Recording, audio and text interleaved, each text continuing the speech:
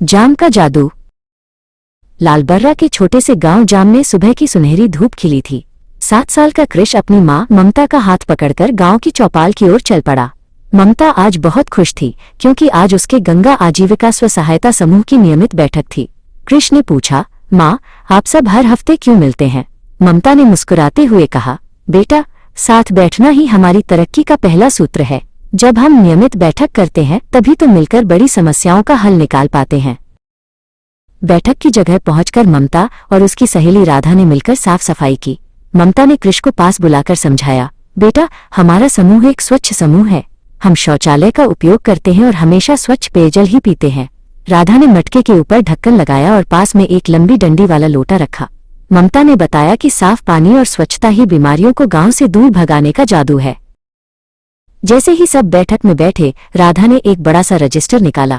ममता ने बड़े ध्यान से सबका नाम और हाजिरी लिखी। ममता ने कृष को दिखाया और कहा, देखो, ये नियमित बही खाता संधारण है। हमारा समूह एक शिक्षित समूह है। जब हम पढ़ना लिखना सीखते हैं तभी हम अपने पैसों का और अधिकारों का सही हिसाब रख पाते हैं। कृष को अपनी माँ को कलम चलाते देख बहुत गर्व महसूस हुआ। अब बारी थी बचत की। सभी महिलाओं ने अपनी छोटी छोटी बचत के पैसे निकाले।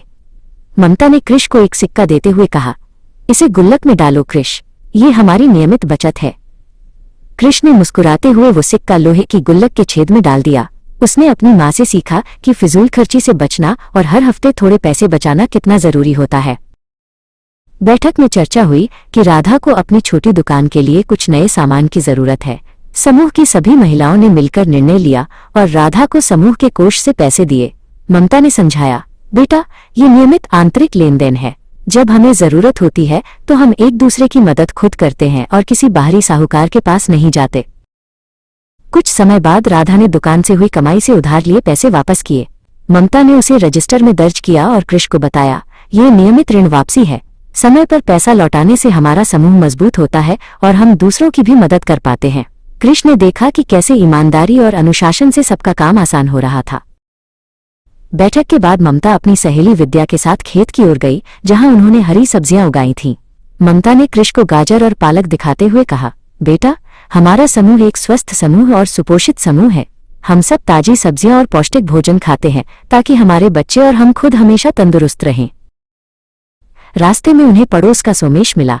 ममता ने सोमेश को प्यार से समझाया कि उसे नशा छोड़ देना चाहिए।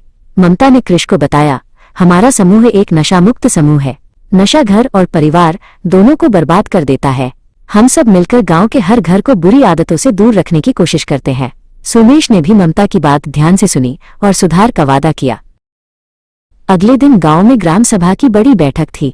ममता और समूह की अन्य महिलाएं वहां सबसे आगे बैठी थीं।